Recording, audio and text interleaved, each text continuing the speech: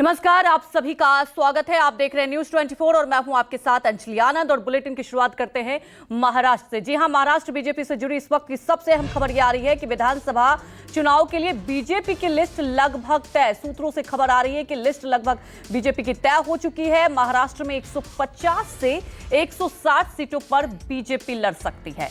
Maharashtra BJP की list पर आज केंद्रीय नेतृत्व के साथ चर्चा होगी। महाराष्ट्र बीजेपी के कई नेता आज दिल्ली रवाना होंगे। तो सूत्रों के हवाले से इस वक्त की सबसे बड़ी खबर, जिस पर देखिए लगातार दांव बना हुआ था और अब ये सुलझ गई है। बीजेपी की बात की जाए तो कितने सीटों पर चुनाव लड़ेगी ये तय हो चुका है लगभग। इस बीच एक और अहम खबर आपको ये बता दें कि चुनाव से पहले महाराष्ट्र कैबिनेट का बड़ा फैसला। मुंबई में सभी 5 टोल प्लाजा आज रात 12 बजे से फ्री। तो देखिए, विधानसभा चुनाव से पहले कैबिनेट का ये बड़ा फैसला कहा जा सकता है, क्योंकि टोल प्लाजा को लेकर पिछले कई दिनों से लगातार इस पर सियासत भी हो रही थी और कहा जा सकता है कि बड़ी राहत। और आज रात 12 बजे से ही ये लागू हो जाएगा, रात 12 बजे से ही फ्री हो जाएगा।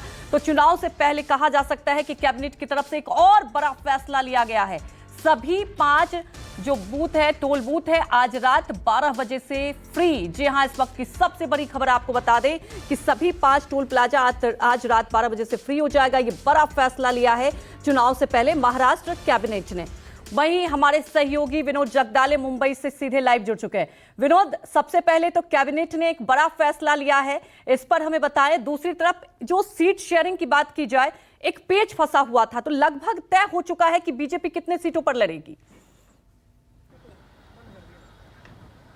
देखिए, सबसे पहले मैं आपको सीट शेयरिंग के बारे में बताऊं कि भारतीय जनता पार्टी 160 सीटों पर लड़ने जा रही है और उसने इसके बारे में पूरी जानकारी अपनी 2 दोस्त पार्टियां, एकनाथ शिंदे की शिवसेना और दूसरी एनसीपी अजित पवार गुट को दे दी है।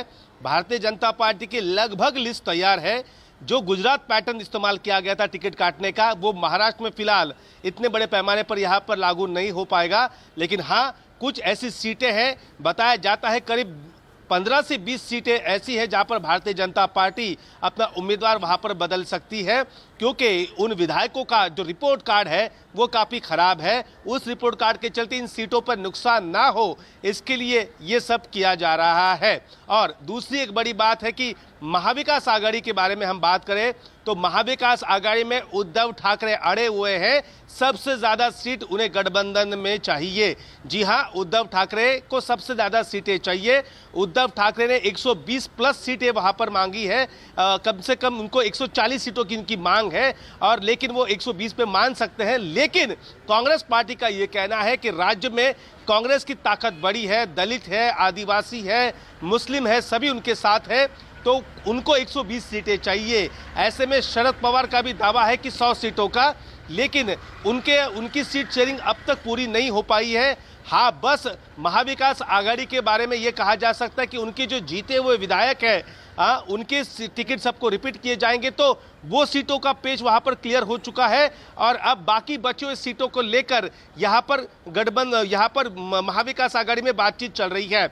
दूसरी एक बड़ी बात मैं आपको बताना चाहता हूं, पिछले दिनों 10 दिनों से 1291 नए फैसले महाराष्ट्र सरकार ने लिए हैं। उनकी जीआर भी इशू हो चुके हैं। अब कैबिनेट में भी कई फैसले हुए थे, लेकिन आज सबसे बड़ा फैसला महाराष्ट्र सरकार ने यहां पर लिया है। मुख्यमंत्री एकनाथ शिंदे, उप मुख्यमंत्री देवेंद्र फडणवीस और अजित पवार ने ये बड़ा खेल खेला है। और चुनाव से पहले और मुंबई की एंट्री पॉइंट 5 जो टोल नाके हैं, एक आनंद नगर का है जो मुलुंड के पास, दूसरा मुलुंड एलबीएस है, वाशी है, दहिसर है, और ऐसे कुल 5 टोल नाके। सबसे बड़ी बात अपनी कहा जा सकता है मास्टर स्ट्रोक, क्योंकि ये अगर फैसला लिया गया है। दूसरी तरफ जैसा कि आपने जानकारी दी कि महायुति में बात की जाए तो लगभग सीट शेयरिंग का फॉर्मूला तय हो चुका है। हमारे साथ जुड़ने के लिए आपका शुक्रिया।